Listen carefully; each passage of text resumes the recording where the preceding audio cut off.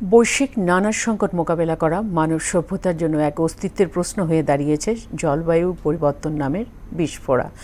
জীবাশ্ম জ্বালানির অতিরিক্ত ব্যবহার, বন বাঁধার উজাড় এবং অপরিকল্পিত শিল্পায়নের কারণে ক্রমাগত বাড়ছে পৃথিবীর গড় তাপমাত্রা। এর প্রভাবে বরফগুলোর সমুদ্রপৃষ্ঠের উচ্চতা বৃদ্ধি সহ পরিবেশগত বিপর্যয়ের ঘটনা বেড়েই চলছে। জলবায়ু পরিবর্তনের ধ্বংসাত্মক প্রভাব নিয়ে বিস্তারিত জানাচ্ছেন কাজী শাহরিন। মানব সভ্যতার উন্নয়ন যতই হচ্ছে ততই অসুস্থ হয়ে পড়ছে বিশ্ব। প্রযুক্তির উৎকর্ষতা একদিকে যেমন নতুন দিগন্ত উন্মোচন করছে, বিপরীতে কেড়ে নিচ্ছে পৃথিবীর আয়ু। কলকারখানার বিষাক্ত তরল সাগর নদীতে মিশে যাওয়া এবং ইটভাটা ও যানবাহনের বিষাক্ত কালো ধোঁয়ায় বিপন্ন করছে পরিবেশ। সবকিছুর প্রভাবে বৈশ্বিক জলবায়ুতে ব্যাপক পরিবর্তন হচ্ছে। বন্যা, খরা, দাবানল, তুষারঝড়, ঝড়ঝঞ্ঝার মতো বড় বড় প্রাকৃতিক দুর্যোগের সম্মুখীন হতে হচ্ছে বিশ্ববাসীকে। গ্রিনল্যান্ড, অ্যান্টার্কটিকা এবং হিমালয় সহ বিশ্বের বিভিন্ন স্থানে বরফের চাদর দ্রুতই গলে যাচ্ছে।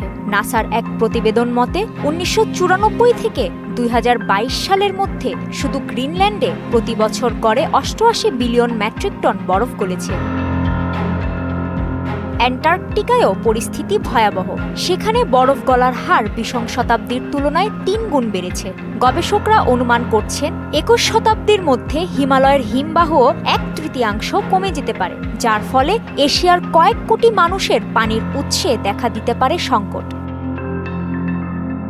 ইন্টারগভর্নমেন্টাল প্যানেল অফ ক্লাইমেট চেঞ্জ বা আইপিসিসির প্রতিবেদন অনুসারে 29 শতাব্দীর চেয়ে সমুদ্রপৃষ্ঠের উচ্চতা গড়ে বেড়েছে 20 সেন্টিমিটার। 2100 সাল নাগাদ এটি 1 মিটার ছাড়িয়ে যেতে পারে। সেক্ষেত্রে মালদ্বীপ, টুভালুর মতো রাষ্ট্রদ্বীপগুলো সমুদ্রগর্ভে হারিয়ে যাওয়া যেন সময়ের ব্যাপার মাত্র। গ্রিনহাউস এফেক্ট যেমন ওজোন, মিথেন ও কার্বন ডাই অক্সাইডের অতিরিক্ত নিঃসরণের ফলে বাড়ছে বৈশ্বিক উষ্ণায়ন। এর ফলে শুধু মানব সভ্যতাই বিপন্ন হবে না, মেরু অঞ্চলের প্রাণীকুল বিলুপ্ত হওয়া সহ প্রাকৃতিক ভারসাম্য বিঘ্নিত হবে। বিজ্ঞানীরা বলছেন বৈশ্বিক উষ্ণতা বৃদ্ধির জন্য 95%ই দায়ী মানুষের কর্মকাণ্ড। অতিরিক্ত প্লাস্টিক ব্যবহার, যানবাহন ও শিল্প কারখানার কালো ধোঁয়া এবং বনাঞ্চল নিধন ও জলাময় ধ্বংস করাই অন্যতম কারণ।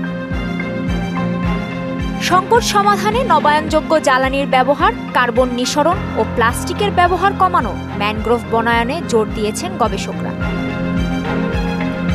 কাজী শাহরিন, মোহনা সংবাদ।